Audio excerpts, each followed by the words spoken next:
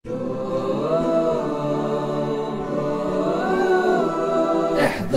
احذر من أسباب الغفلة، احذر من أسباب الغفلة، فالموت يجيء بلا مهلة، فالموت يجيء بلا مهلة. دنياك تضيع ولا تدري، والجاهل يمضي في جهله. احذر احذر من أسباب الغفلة، وتغفل عن درب المولى، عن غايات الدين المثلى.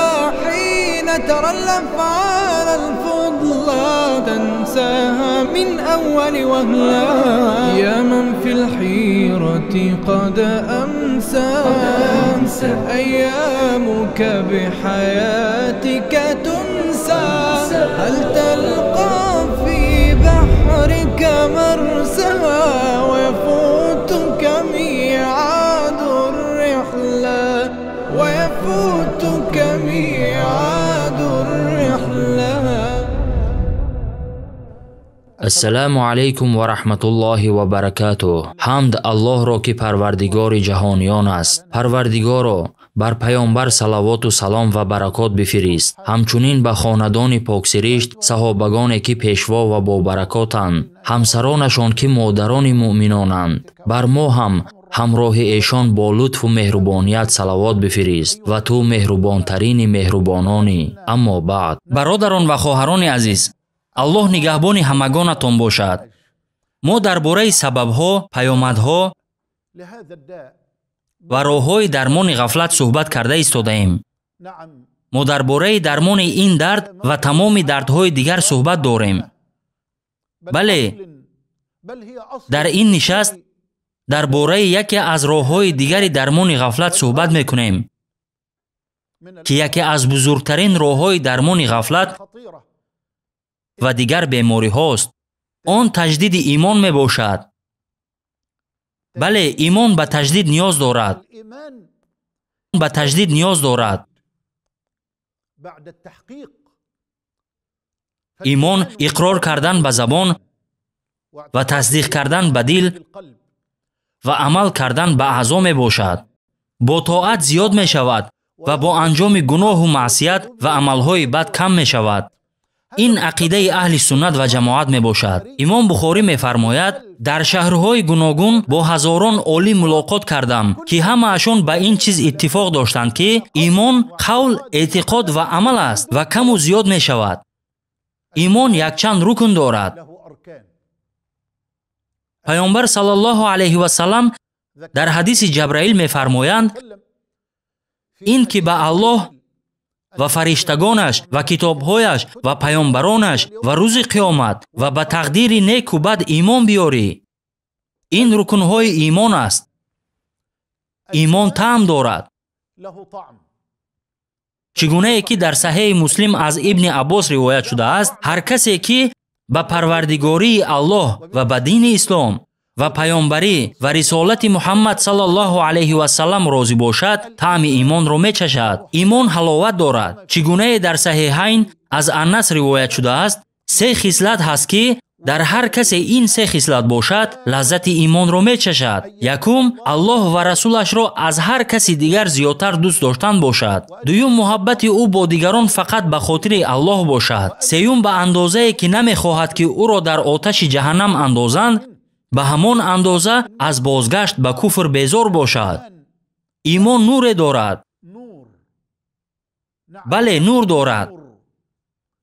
چگونه ای که ابو نعیم و دیلمی به سند حسن از حضرت علی روایت کرده اند که پیامبر محبوبمان صلی الله علیه و سلم فرمودند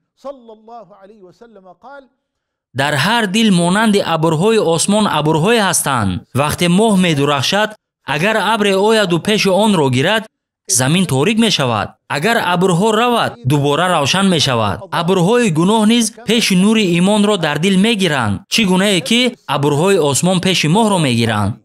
هرگاه ابرهای آسمان پراکنده شوند، نور ماه آسمان را روشن می کند. و اگر ابرهای گناه با توبه ва бозгашт ба сӯи Аллоҳ пароканда шавад, нури имон дар дил медурахшад. Пайғамбар саллаллоҳу алайҳи ва саллам фармуданд: касе ки зино мекунад, агар ҳангоми анҷом додани зино имон медошт, зино намекард.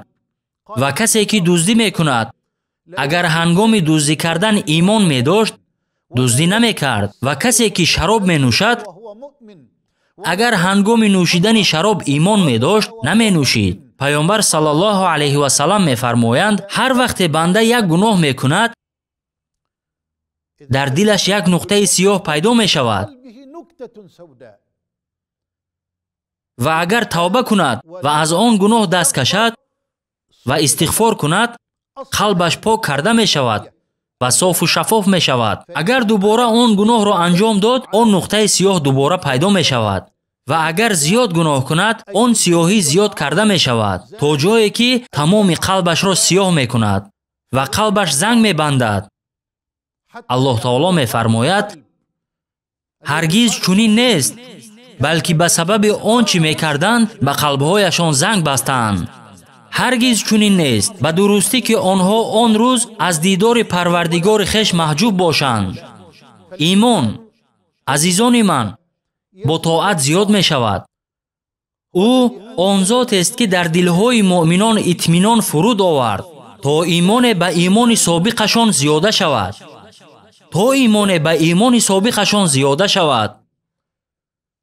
ҷуз ин нест ки муъминон он касе ҳастанд ки чун Аллоҳ ёд карда шавад, дилҳояшон битарсад ва чун оёти илоҳӣ бар онҳо хонда шавад, он оёт имонашонро зиёда кунад ва онҳо ба Парвардигори хеш таваккул мекунанд. далелҳо дар ин боб хеле зиёд ҳастанд. аз ҷумлаи беҳтарин далелҳо ин ду ҳадис ҳаст ки суханони худро бо он тамом мекунам. ҳадиси якум ҳадиси Абдуллоҳ ибни Амр аст. онро ҳоким, Табаронӣ ва дигарон ривоят карданд ки Пайғамбар саллаллоҳу алайҳи ва саллам мефармоянд: имон дар қалбҳои шумо мисли ҷома кӯҳна мешавад. пас аз Аллоҳ бихоҳед ки имонро дар қалбҳоятон таҷдид кунад. оё аз Аллоҳ хостӣ ки имонро дар қалбат таҷдид кунад ва онро дар қалбат устувор маҳкам кунад ва қалбатро бо имон ҳидоят кунад? ҳамаи дардҳояш шифо меёбанд, агар қалб таъму ҳаловати имонро бичашад.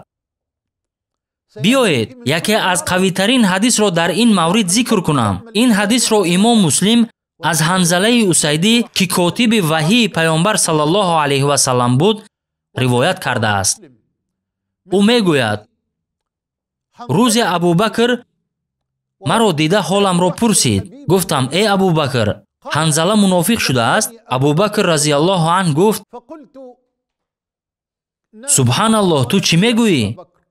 гуфтам: ҳангоми назди Расулуллоҳ саллаллоҳу алайҳи ва саллам ҳастем ва дар бораи биҳишту дузах ба мо мегӯяд, гӯё биҳишту дузахро ба чашми худ мебинем. аммо вақте аз назди Расулуллоҳ саллаллоҳу алайҳи ва саллам меравем, зану фарзанд ва мушкилоти зиндагӣ моро ба худ машғул мекунад ва бисёре аз фармоишоти Расулуллоҳ саллаллоҳу алайҳи ва салламро аз ёд мебарорем.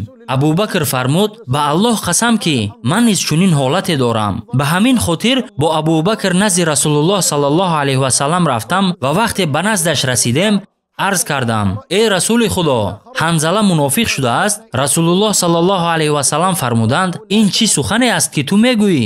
гуфтам: эй Расули Худо, ҳангоми назди шумо ҳастем ва дар бораи биҳишту дузах ба мо мегӯед, гӯё биҳишту дузахро ба чашми худ мебинем. аммо вақте аз назди шумо меравем, зану фарзанд ва мушкилоти зиндагӣ моро ба худ машғул мекунад ва бисёре аз фармоишоти шуморо аз ёд мебарорем. дар ин ҳангом Расулуллоҳ саллаллоҳу алайҳи ва саллам фармуданд: савганд ба зоте ки ҷонам дар дасти ӯст, агар ҳамеша ҳамон вазъеро дошта бошед ки назди ман доред ва ҳамеша дар зикру ёди Аллоҳ бошед, малоика дар хонаҳо ва дар роҳҳо ба шумо даст медиҳанд.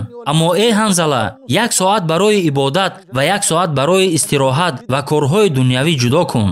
ва инро 3 бор такрор кард. қалбатро бо таҷдиди имон парвариш кун. аз василаҳои тақвияти имон истифода бар.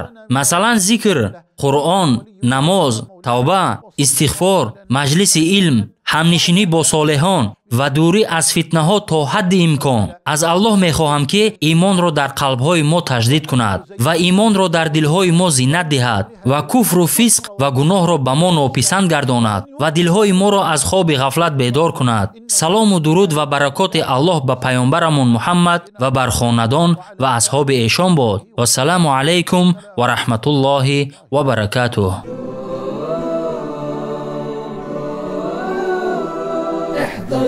احذر من أسباب الغفلة. احذر من أسباب الغفلة، فالموت يجيء بلا مهلة. فالموت يجيء بلا مهلة. دنياك تضيع ولا تدري، والجاهل يمضي في جهله. احذر من أسباب الغفلة. وتغفل عن درب المولى، عن غايات الدين المثلى.